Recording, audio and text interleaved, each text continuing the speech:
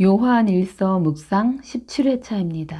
성경 본문은 요한일서 4장 17절에서 21절입니다. 이로써 사랑이 우리에게 온전히 이루어진 것은 우리로 심판날에 담대함을 가지게 하려 함이니 주께서 그러하신과 같이 우리도 이 세상에 그러하니라. 사랑 안에 두려움이 없고 온전한 사랑이 두려움을 내쫓나니 두려움에는 형벌이 있음이라. 두려워하는 자는 사랑 안에서 온전히 이루지 못하였느니라. 우리가 사랑함은 그가 먼저 우리를 사랑하셨음이라. 누구든지 하나님을 사랑하노라 하고 그 형제를 미워하면 이는 거짓말하는 자니 보는 바 그 형제를 사랑하지 아니하는 자는 보지 못하는 바 하나님을 사랑할 수 없느니라. 우리가 이 계명을 주께 받았으니 하나님을 사랑하는 자는 또한 그 형제를 사랑할지니. 주요 묵상 구절은 19절입니다. 우리가 사랑함은 그가 먼저 우리를 사랑하셨음이라. 제목 먼저 사랑하라. 요한은 우리가 서로 사랑하면 예수를 하나님의 아들이라 시인하면 사랑에 거하면 하나님이 우리 안에 거하시고 우리도 하나님 안에 거한다고 말합니다. 그리고 이 사실은 하나님께서 하나님의 성령을 우리에게 주셨기에 안다고 말했습니다. 오늘 본문은 사랑해야 하는 이유를 언급하며 다시 형제를 사랑할 것을 명령합니다. 17절 이로써 사랑이 우리에게 온전히 이루어진 것은 우리로 심판날에 담대함을 가지게 하려 함이니 주께서 그러하심과 같이 우리도 이 세상에서 그러하니라. 요한은 주께서 강림하실 때에 하나님 안에 거하면 담대함을 얻어 그 앞에서 부끄럽지 않게 된다.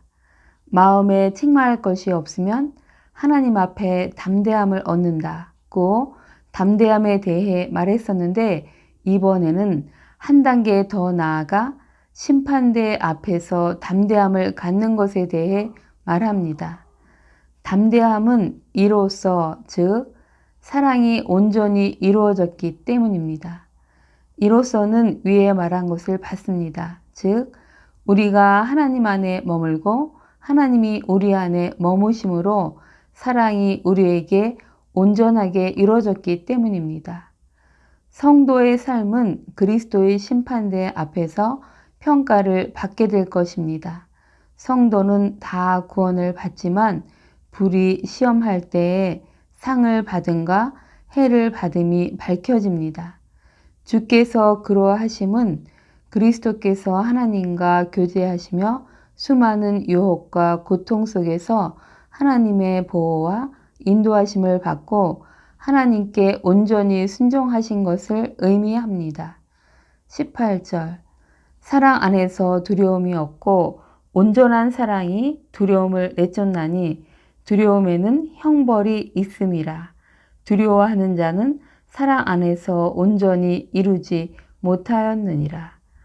여기서 두려움은 노예가 주인을 두려워하는 것을 가리키는 것으로 하나님을 경외하는 것에서 오는 것이 아니라 미움이나 이기심 같은 죄에서 비롯되는 것으로 아직 사랑이 온전해지지 못했을 때 일어나는 것입니다. 벌 받을 일을 하여 양심의 가책으로 고통과 두려움이 생겨난 것과 같은 것입니다. 그러나 사랑이 온전히 이루어진 자들은 두려움을 내쫓고 담대해집니다. 19절 우리가 사랑함은 그가 먼저 우리를 사랑하셨음이라. 그가 먼저 사랑하신 것은 하나님의 사랑이 그리스도의 성육신 사건을 통해 계시된 것을 말합니다. 하나님께서 독생자를 보내주시고 그의 사역을 통해 우리를 사랑하고 구원해 주신 응답으로서 우리도 형제를 먼저 사랑해야 하는 것입니다. 바울도 하나님의 먼저 사랑에 대해 로마서 5장 8절에서 우리가 아직 죄인 되었을 때에 그리스도께서 우리를 위하여 죽으심으로 하나님께서 우리에 대한 자기의 사랑을 확증하셨다고 말했습니다. 20절 누구든지 하나님을 사랑하노라 하고 그 형제를 미워하면 이는 거짓말하는 자니 보는 바 그 형제를 사랑하지 아니하는 자는 보지 못하는 바 하나님을 사랑할 수 없느니라. 입으로 하나님을 사랑한다고 말하면서 마음으로 형제를 미워하면 그의 입은 거짓된 것입니다. 하나님을 사랑하는 자는 반드시 형제를 사랑하게 되며 형제를 사랑하지 않는 자는 하나님을 사랑하지 않는 것입니다. 즉 어느 한쪽을 사랑하지 않으면 다른 쪽도 사랑하지 않는 것이 됩니다. 예수님께서 인간을 위해 죽으셨음을 생각할 때에 당신의 목숨과 바꾼 그 형제를 미워하는 것은 예수님을 미워하는 것이 됩니다. 거기다 눈에 보이는 형제를 사랑하지 않으면서 눈에 보이지 않는 하나님을 사랑한다고 말하는 것은 거짓말이 되는 것입니다. 21절 우리가 이 계명을 주께 받았나니 하나님을 사랑하는 자는 또한 그 형제를 사랑할지니. 예수님께서는 첫째 하나님을 사랑하라, 둘째도 그와 같다고 하시며 이웃을 사랑하라고 말씀하셨습니다. 즉 계명이 하나이고 불가분의 관계를 맺고 있는 것입니다. 그리고 새 계명으로 내가 너희를 사랑한 것 같이 너희도 서로 사랑하라고 하셨습니다. 요한은 이제 하나님을 사랑하는 자는 또한 그 형제를 사랑해야 한다고 말합니다. 이는 선택이 아니라 명령입니다. 만일 하나님을 사랑하게 되면 형제를 사랑하게 되고 하나님의 명령도 지키게 됩니다. 주님, 우리가 죄인 되었을 때에 먼저 사랑하시어 독생자를 보내주시고 구원해 주셨음을 생각합니다. 주께서 그러하신 같이 우리도 이 세상에서 그러하니라는 말씀을 생각할 때에 우리의 반응도 먼저 형제를 사랑해야 함을 깨닫게 됩니다. 우리가 그렇게 하는 것은 또한 심판날에 담대함을 얻고 또 불로 시험을 받을 때에 상을 받기 위해서도 그렇게 해야 함을 알게 됩니다. 주님께서 주신 계명대로 하나님을 사랑하고 형제를 사랑하며 또 믿음의 공동체의 구성원으로서 서로 먼저 사랑하는 자가 되길 소망합니다. 주님께서 보여주신 그 사랑을 늘 기억하고 주님의 성품을 본받으며 매일매일 자라나길 원합니다. 제 안에 오신 성령님을 통해 그리스도의 사랑이 저를 그렇게 변화시켜 주실 것을 믿으며 감사를 드립니다. 아멘. 오늘을 사는 지혜. 주님, 우리가 심판날에도 어떤 두려움도 있을 수 없는 것은 우리가 이 세상에서 예수님과 같아지기 때문입니다. 17절 하 쉬운 성경 라는 말씀을 기억하겠습니다.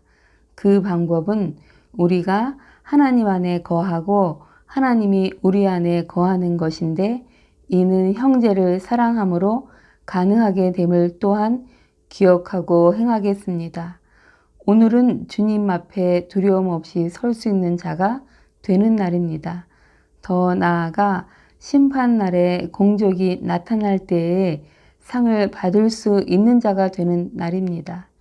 그러기 위해 형제를 먼저 사랑하는 것입니다. 예수님의 사랑을 우리가 늦게 깨달았던 것처럼 그 형제가 우리의 사랑을 알지 못한다 할지라도 사랑을 표현하는 일을 계속하는 날 되길 소망합니다. 아멘. 기도 제목. 오늘은 나와 가족을 위해서 기도하는 날입니다.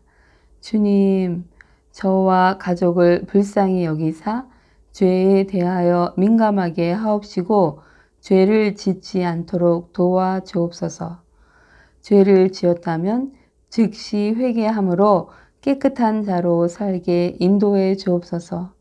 또 육체적인 몸도 잘 관리하고 영적으로도 강건하여져서 주님의 자녀로 예수님을 닮게 하옵시고 또 서로 사랑하며 하나 되어 하나님이 꿈꾸셨던 가정을 이루길, 그리하여 삶으로 하나님의 은혜의 영광을 찬송하게 하옵소서.